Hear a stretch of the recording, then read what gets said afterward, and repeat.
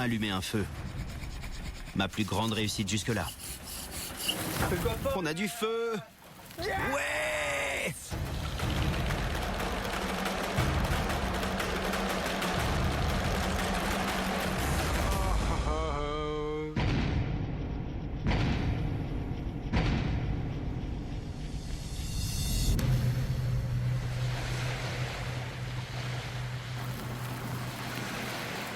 Je me fais une infusion. Je me fais une infusion. Je suis heureux. Ouais, victoire.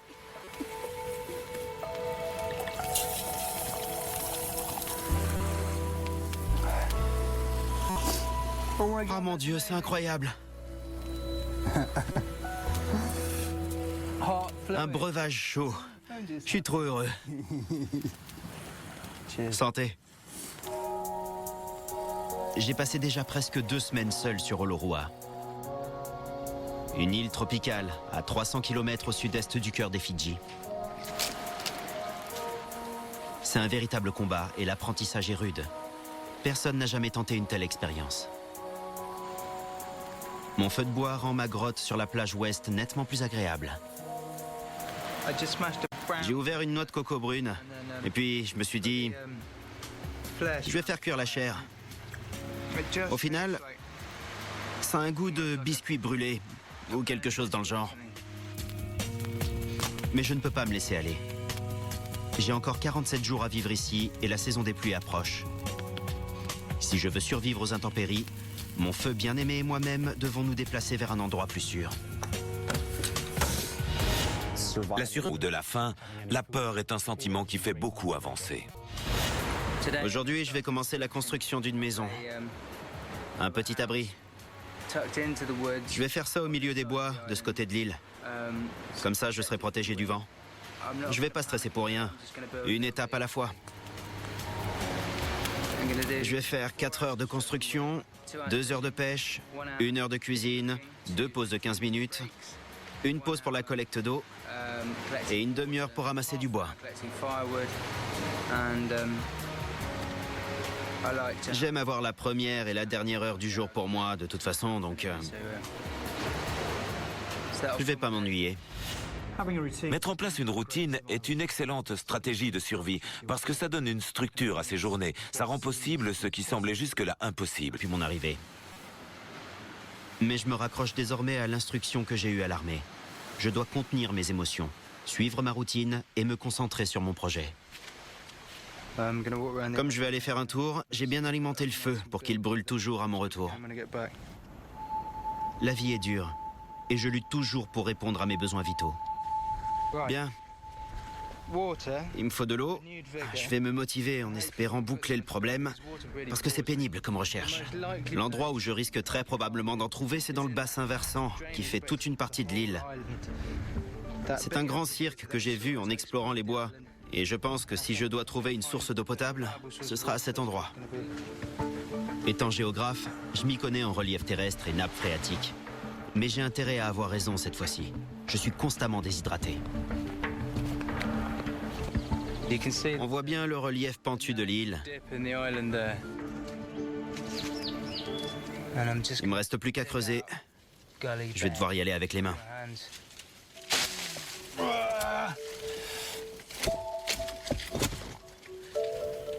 C'est pas joli, mais oui, il y a de l'eau. Mais je ne dois pas laisser ma soif l'emporter. Boire de l'eau souillée pourrait me rendre malade et me donner la diarrhée. Elle est pleine de boue, mais elle n'est pas salée. C'est bien de l'eau douce. Un mélange d'eau de ruissellement et d'eau souterraine. Je suis donc sûr qu'elle est propre et potable. 5 bouteilles d'un demi-litre. Et surtout, c'est de l'eau douce. C'est ça le plus important. Mais par cette chaleur, ce stock ne durera qu'une journée. La pluie doit tomber, et vite. C'est un citronnier, vous voyez? Il y a des épines un peu partout. Et quel parfum incroyable. L'odeur est très prononcée. Je vais prendre les feuilles pour en faire des infusions. Le résultat sera super maintenant que j'ai du feu. Mon feu m'a remonté le moral de façon inimaginable. En plus des aliments chauds, il me donne de la lumière et de la chaleur le soir. Le feu s'est éteint, le feu s'est éteint, le feu s'est éteint. N'importe quoi. J'ai même pas fait gaffe. Je suis stupide.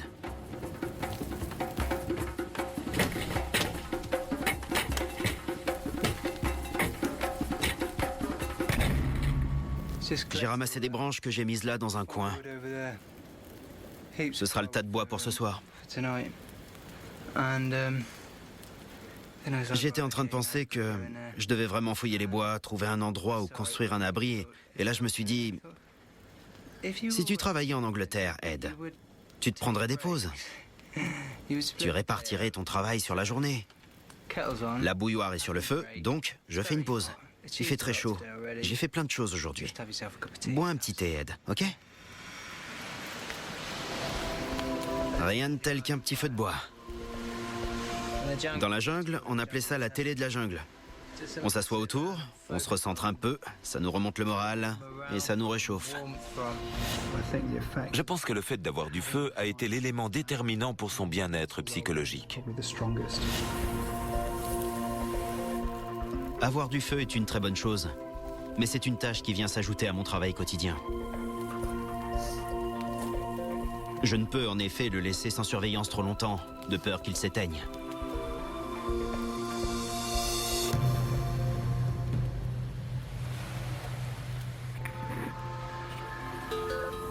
Et voici le petit déjeuner. Je sais que désormais, j'apprécierai la bonne cuisine à sa juste valeur, et ce jusqu'à la fin de ma vie. Des escargots, 2 crabes, 2 ou 3 sprats bouillis dans une boîte de conserve rouillée sur le feu. Le jus est absolument délicieux. Ce plat est succulent. Ce plat a beau être chaud, il n'est pas assez consistant. Mon régime protéiné me tient en vie, mais c'est de glucides que j'ai grandement besoin. Surtout maintenant que je vais commencer la construction d'un abri. Je m'enfonce dans les bois pour trouver un emplacement propice.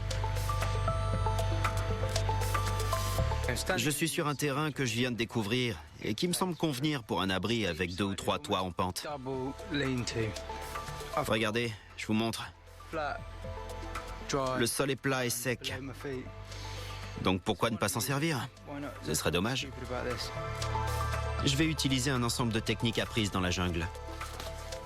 Si je m'y prends bien, cet abri me protégera du vent et de la pluie. Je vais mettre une poutre en travers, puis un tissage de feuilles de palmier descendra de chaque côté. Je pense que ça va marcher. Ça commence à être amusant.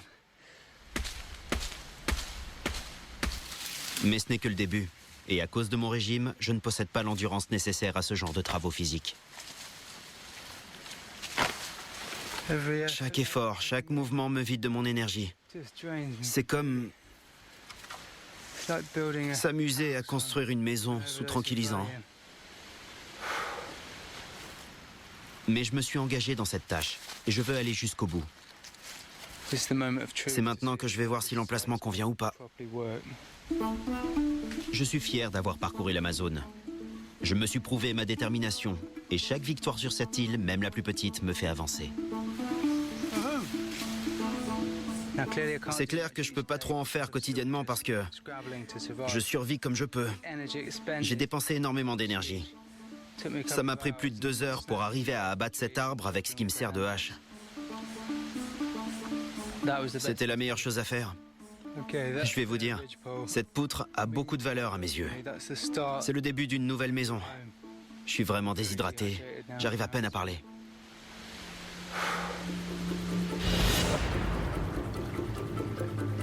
Je suis tenaillé par la faim. C'est un animal. Il produit du mucus. J'en arrive aux pires extrémités.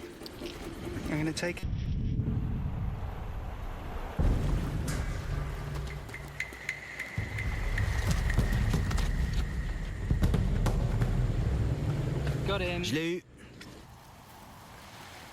Regardez ce crabe. Il y a quelque chose de primitif dans tout ça. C'est comme la naissance de la civilisation. Il dompte les éléments. Après 2 semaines sur Olo'rua, je commence à m'adapter aux vicissitudes de cette île. Mais pour m'installer de manière plus durable, je veux quitter ma grotte primitive et construire un abri qui résistera mieux aux intempéries. Tout ça à main nue, avec comme seul outil un coquillage.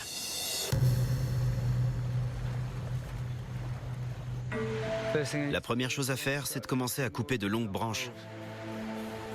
Le plus important pour moi, c'est que cet abri résiste au mauvais temps.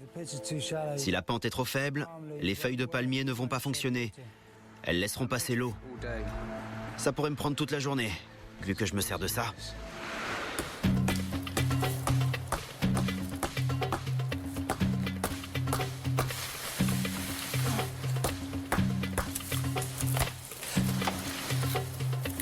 Je suis très fatigué aujourd'hui.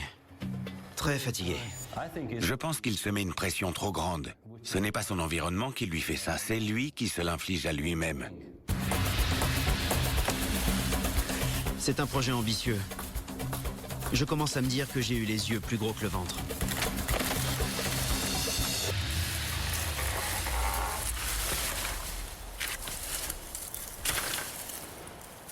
Un arbre. Un. J'aurai besoin de 10 arbres en tout. Il me faudra ensuite les attacher au faîtage de l'abri. Je vais taper sur le tronc de ces hibiscus jusqu'à ce que l'écorce se détache. Et comme ça, je l'arracherai par bande.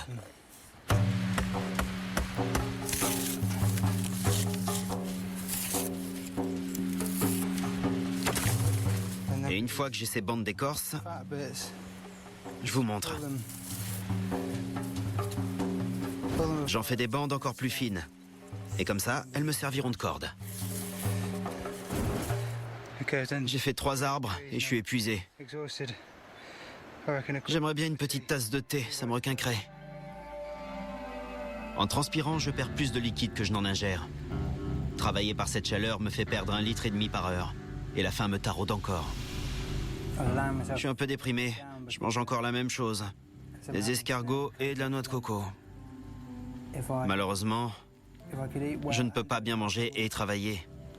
Je n'ai pas assez de temps dans la journée ou d'énergie. Et pour l'instant, ma priorité, c'est la maison. Je peux survivre en mangeant des noix de coco et des escargots. Mais bon, j'ai pas envie de manger ça jusqu'à la fin. Vraiment pas.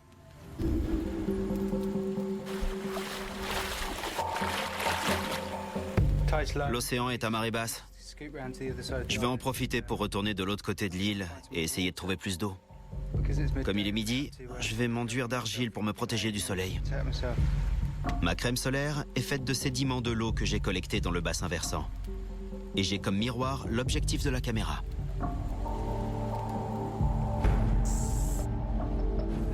Il fait 30 degrés. Et à midi, il faut moins de 10 minutes pour attraper un coup de soleil. Ouais, la crème solaire, c'est une bonne idée. Chaque jour, la marée charrie des objets sur la plage. Jusqu'à présent, alors, regardez ce que j'ai trouvé sur la plage. Une vieille brosse.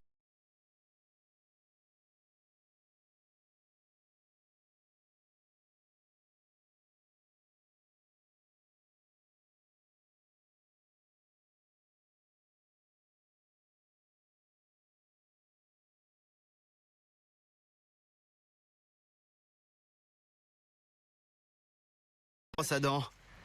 Je vais me brosser les dents avec du charbon et avec une vraie brosse à dents.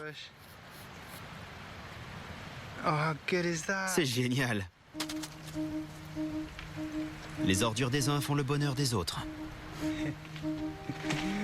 Nouvelle trouvaille. C'est trop beau pour être vrai. On est bien aux îles Fidji. Et pourtant, j'ai trouvé un ballon de rugby. C'est du cuir. Je n'ai aucune idée de l'usage que je vais pouvoir en faire, mais je le prends. Allez, je l'emporte. Je pense à une chose.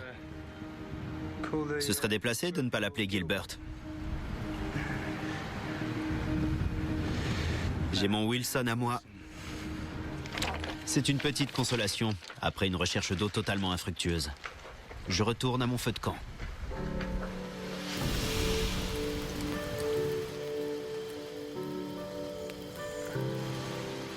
Je me sers de mon ballon comme d'un oreiller la nuit. Je peux me coucher sur le côté maintenant, ce que je n'avais pas pu faire les 17 derniers jours. Mais je vais pas me mettre à lui parler. C'est juste un oreiller. Enfin, c'est un ballon de rugby, mais c'est mon oreiller. Je fais beaucoup d'efforts mentalement. Je ralentis mon cerveau en permanence. Parce que je pense que si je le laissais courir, il aurait des conversations bizarres. Il tournerait peut-être pas très rond. La solitude chez Ed, c'est son talon d'Achille. On ne peut pas se préparer complètement à être coupé de tous les autres êtres humains de cette planète. On ne peut pas se mettre en condition pour ce genre de choses. La plus grosse difficulté quand on vit sur cette île,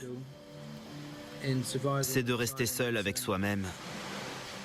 C'est de garder la tête froide, de garder les pieds sur terre et de ne pas devenir complètement cinglé. Il faut prendre du recul.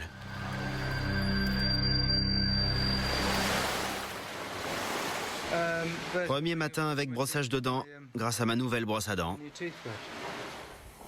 J'utilise le charbon de mon feu de bois. Il faut essayer de broyer le charbon le plus finement possible. Il faut obtenir quelque chose de très moulu, de très doux.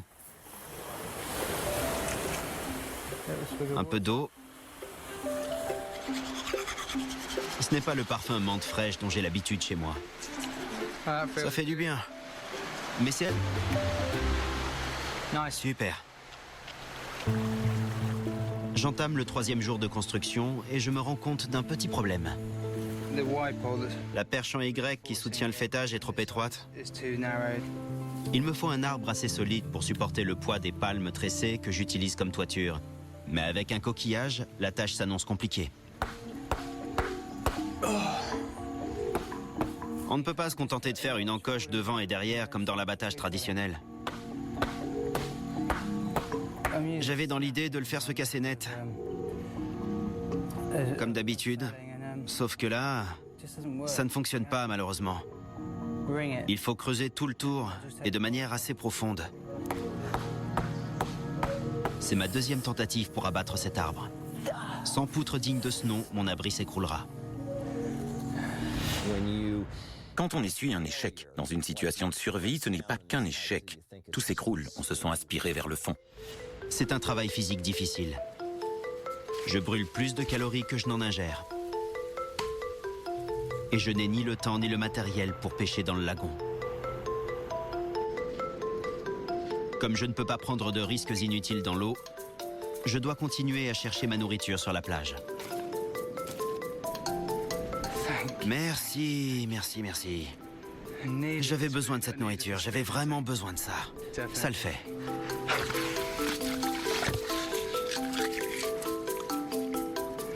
Ouais. C'est une bonne journée pour pêcher. Génial. Une petite anguille. Excellent. Un vrai festin ce soir. Un repas de roi.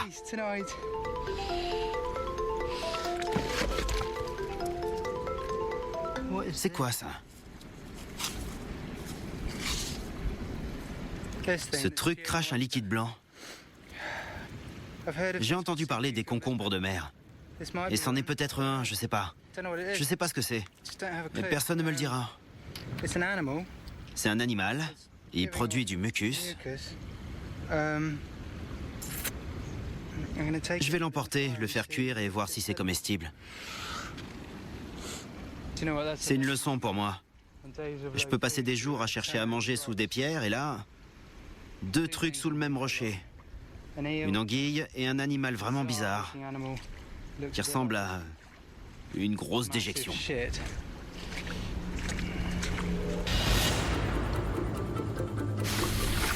La construction de mon abri commence à me peser.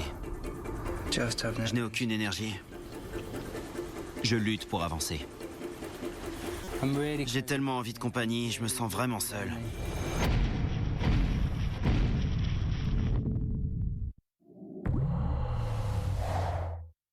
temps et de mon énergie.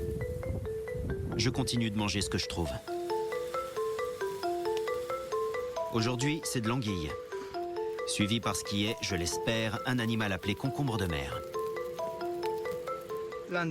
Les Londoniens mangent des anguilles, donc elles sont comestibles. C'est légèrement gluant, blanc et gluant. C'est bon. Un bon apport de protéines. Bon, maintenant, on va voir ce qu'il en est de cette créature bizarre qui ressemble à un vieux placenta immonde. Les concombres de mer sont des invertébrés qui vivent au fond de l'eau. Ils se nourrissent de tout ce qui peut entrer par leur petite bouche, y compris les pires déchets. Malgré cela, c'est un mets de choix en Asie. À ce qu'on dit. Il y en a partout. Il n'y a qu'à le nettoyer un peu et je pourrais le manger. Si j'ai tort, je peux. C'est un de ces longs machins qui lui permet de bouger un muscle. On va voir.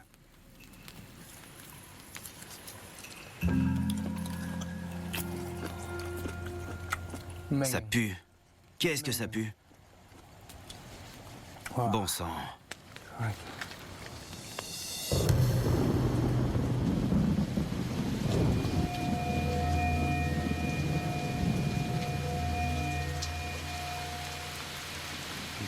De l'eau douce. On aura 2 tisanes demain matin. Ouais.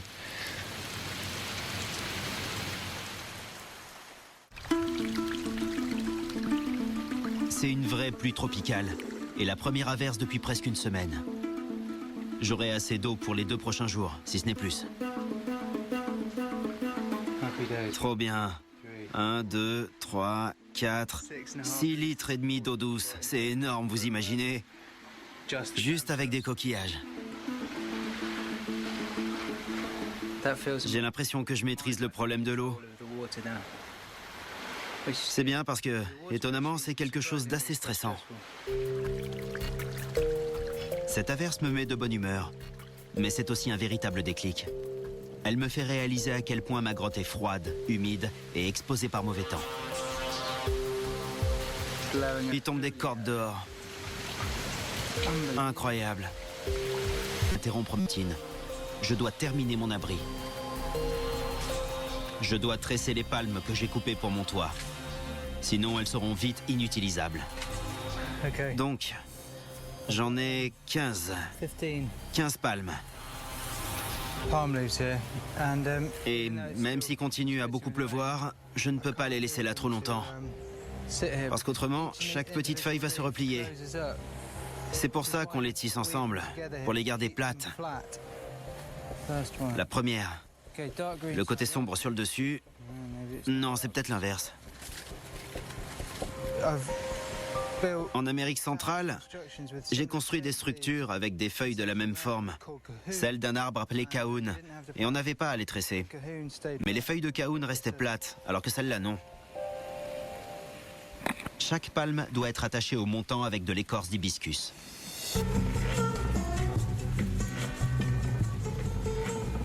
Je dirais que c'est à peu près 1/5 de ce dont j'ai besoin.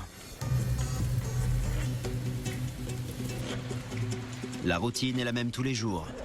Couper, tresser, attacher.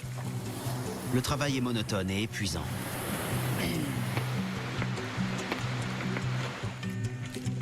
Mais s'en tenir à cette routine est essentiel. Ça pourrait bien me prendre 10 jours. Il y aura seulement une seule toiture. Avec une machette et d'autres feuilles de palmier, je pense que ça m'aurait pris 2 ou 3 heures. Ça va me prendre 10 jours avec ces plantes-là, et sans outils. 10 jours. L'âge de l'arbre qui soutenait le fêtage me vide du peu d'énergie qu'il me reste. Non. Je suis au plus mal.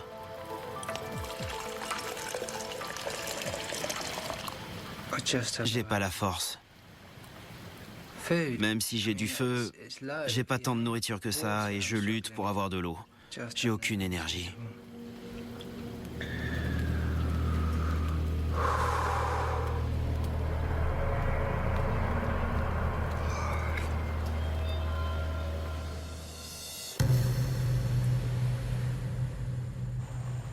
La faim me tiraille en permanence. J'ai l'impression de tourner à vide. Sans aliments, pas d'énergie, et au rythme auquel je vais, ma construction se trouve sévèrement compromise. La seule source de glucides que j'ai trouvée jusque-là est le taro, un tubercule proche de la pomme de terre. Je m'y remets. On creuse. Il me faut des légumes. Je continue à chercher l'emplacement habituel, mais ce n'est pas prometteur. Le sol est très dur. Le fait de mourir de faim entraîne tout un tas d'autres problèmes indirects, comme par exemple une irritabilité accrue, la dépression ou encore l'hypocondrie. On peut aussi faire des erreurs de jugement. Un peu en désespoir de cause, je me suis retrouvé à manger ça. Les feuilles du dernier taro qui restait. Et comme c'est pas mauvais, j'en ai mangé d'autres, mais pas qu'un peu.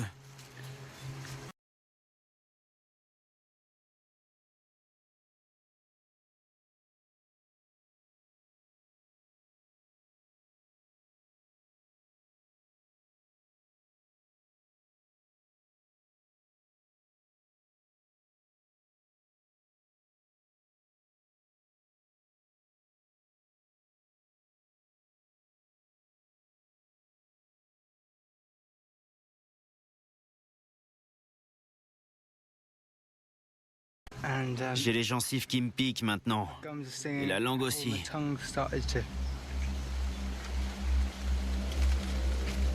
C'est pas comestible en fait, pas du tout. Et j'en ai mangé plein.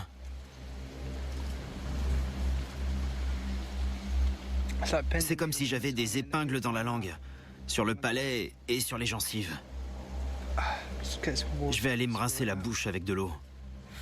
Purée, Stafford, t'es débile. La faim qui me tenaille m'empêche de raisonner. Si les feuilles de taro ressemblent à celles de la pomme de terre ou de la rhubarbe, elles pourraient bien être toxiques.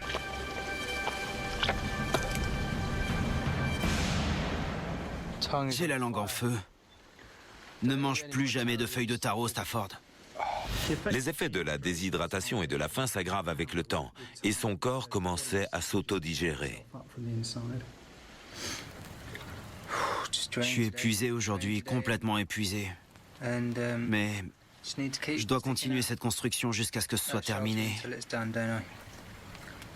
C'est difficile, mais il faut continuer. Et dès que c'est terminé, je fais une méga fête. Allez, il faut s'y remettre et finir la cabane. Ça met ma détermination à rude épreuve.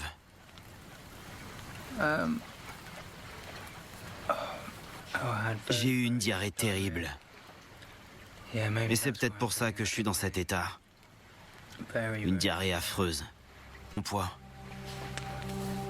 Je suis physiquement exténué. Mais je puise au fond de moi la force de continuer la construction.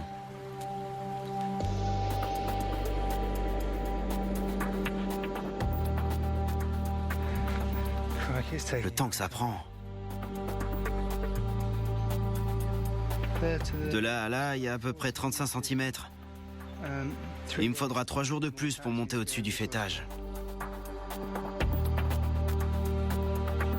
Il aura donc fallu 9 jours pour faire une toiture. J'ai même pas commencé les côtés. Et encore moins un deuxième toit. Si on se dépêche de fabriquer un abri sans toiture étanche, à quoi ça sert? Là, ce sera forcément mieux que la cave. Tout seul. Voilà le temps que ça prend. Mais je ne m'arrête pas là. Ne vous inquiétez pas.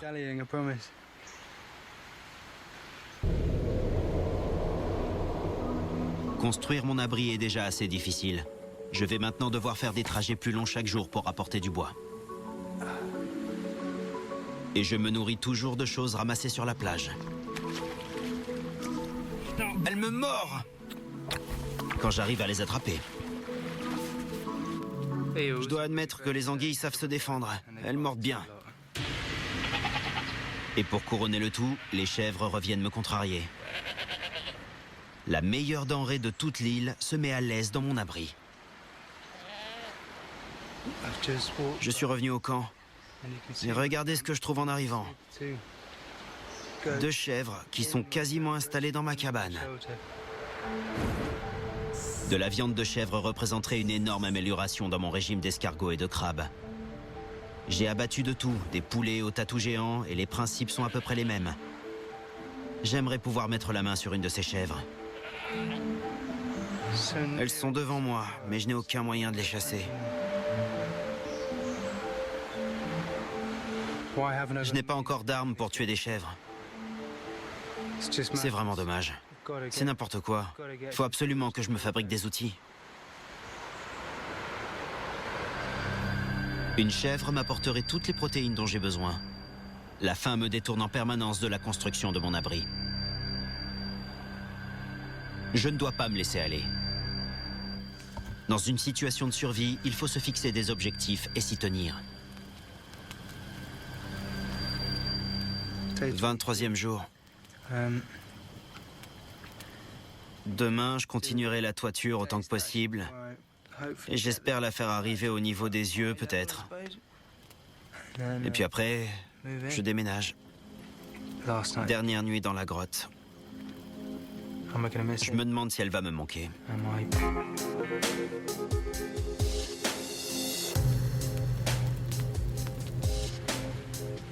Si je veux déménager aujourd'hui, je dois entasser du bois pour le feu dans mon abri. Mon nouveau chez-moi doit pouvoir nous protéger des intempéries, moi et mon feu. Et je commence à me demander si l'endroit est prêt.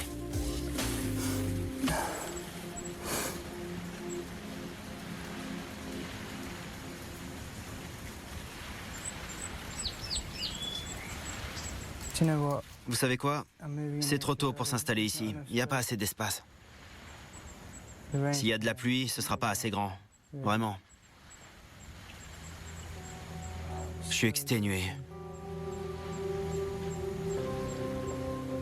On retourne à la grotte. Si mon abri ne me protège pas mieux que la grotte, tout ce travail n'aura servi à rien. J'arrive pas à croire que je sois aussi fatigué. La vérité, c'est que je suis déshydraté, sous-alimenté. J'occupe mon temps à des tâches très répétitives et inintéressantes. Et je lutte pour sortir d'un mode de pensée assez négatif. Je suis tombé dedans sans trop le vouloir. C'est très facile de rester assis là, à se lamenter sur son propre sort et laisser les mauvaises circonstances emporter tout ce qu'on a construit. C'est très inégal. On peut passer de la plus grande allégresse à la dépression la plus profonde qu'on puisse imaginer. Et c'est un combat qui est permanent. Il faut se battre pour sortir de cet état d'abattement. Il y a une pensée qui me travaille. C'est l'idée qu'on m'a abandonné ici et que personne n'en a rien à faire. J'ai vraiment besoin de compagnie. Je me sens très seul. Chaque petite partie de moi réclame de la compagnie. Chaque petite partie de moi veut parler avec quelqu'un. Faire ça tout seul et sans rien, c'est incroyablement dur.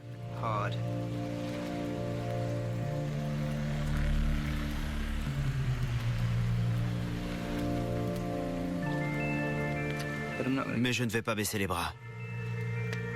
Je ne vais pas devenir fou. C'est dur, mais je résiste.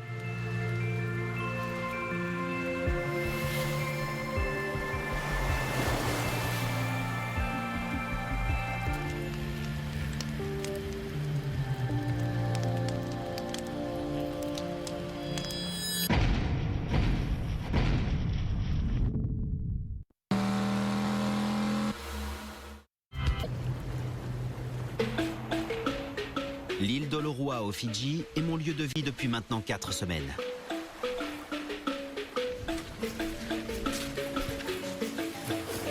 Et j'essaie depuis 15 jours de me construire un abri. La tâche est difficile, aussi bien physiquement que mentalement. Mais elle me canalise et je crois avoir franchi un cap critique. J'étais assis et à un moment donné, je me suis surpris en train de sourire. C'est ça d'être bien occupé. Je suis absorbé par ce que je fais Et je suis content. J'apprécie d'être là, sur cette île tranquille, à faire une activité typique d'une île tranquille. Tresser des feuilles de palmier.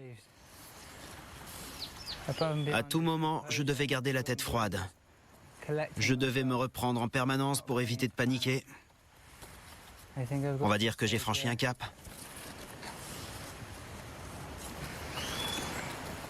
Je suis simplement heureux et satisfait.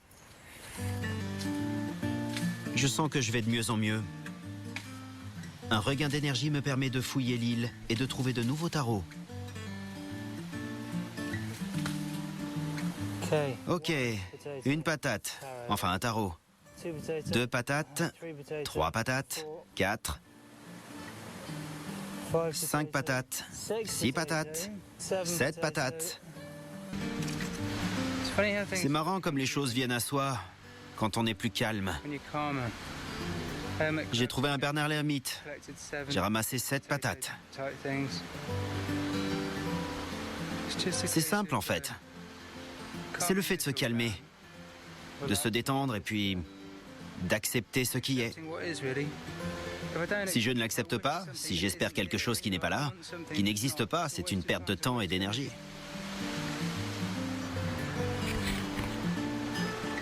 Ça marche bien en théorie. Mais là, je travaille sur la pratique. Une excellente stratégie psychologique pour gérer le stress et les traumatismes, c'est de se calmer et de se concentrer sur ce qui se passe à l'instant même, d'apprécier le moment présent. On appelle ça la pleine conscience et on s'en sert beaucoup en thérapie. Je suis dans le bon état d'esprit pour tenter à nouveau de faire tomber l'arbre qui m'a empoisonné la vie depuis le début de la construction. Cet arbre pourrait soutenir le poids de mes 110 feuilles de palmier.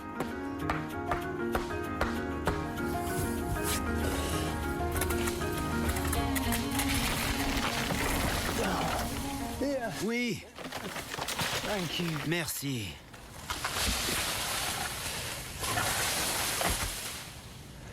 Quel boulot. Ça y est, ma poutre est en place.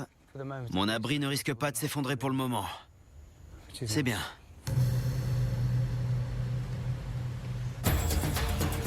Je suis presque à mi-parcours de mon aventure sur cette île et mon abri est bientôt terminé. Avec une poutre plus solide, je peux finir la toiture et la rendre étanche. C'est terminé.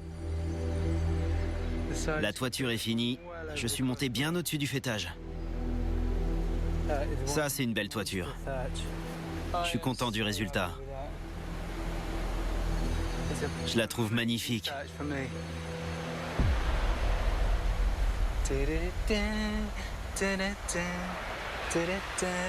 Ed a sa petite cabane. Ouais. Ça a pris du temps. 8 jours de tressage, 11 jours de construction. Bien joué.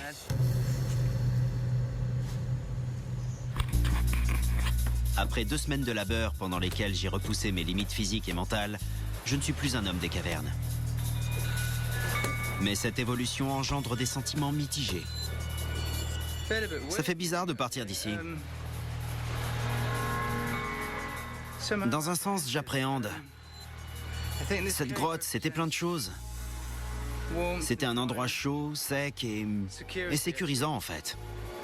Et en déménageant, je vais vers l'inconnu.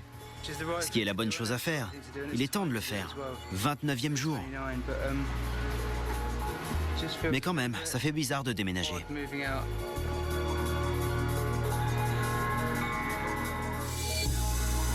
Ça y est, j'ai tout déplacé. C'est fou comme c'est simple quand on ne possède pas grand-chose.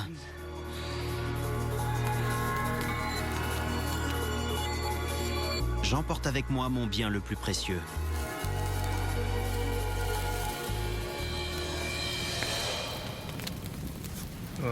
La première chose à faire quand on vient d'emménager dans une nouvelle maison et qu'on a transféré son feu, en bon anglais, c'est de se faire une tasse de thé.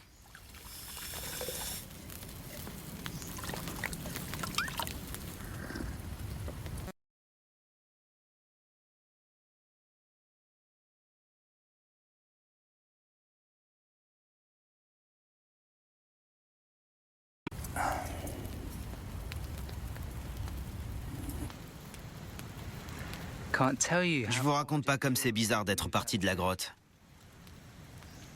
Je ressens une sorte d'énergie, presque d'enthousiasme. C'est ça, j'ai hâte. Je le ressens physiquement, vraiment. C'est fini, je ne suis plus dans une grotte pleine de crottes de chien. J'ai des projets pour cet endroit de toute façon. Je vais me faire un lit. Je voudrais un mur de ce côté-là. Je vais agrandir un peu. Un toit opposé, ce serait bien. Me faire un vrai petit nid douillet. Je bois un thé dans ma maison à moi. Ok, si je dors dans cette position, voyons voir. Que je réfléchisse un peu. Il faudrait que je déplace l'âtre de ce côté-là. Je vais rester là 5 minutes.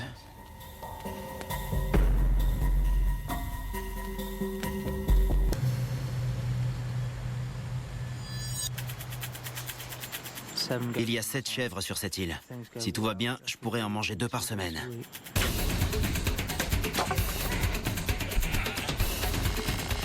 Couteau, ça y est, j'ai un couteau. Ma mission, tuer une chèvre dans la semaine.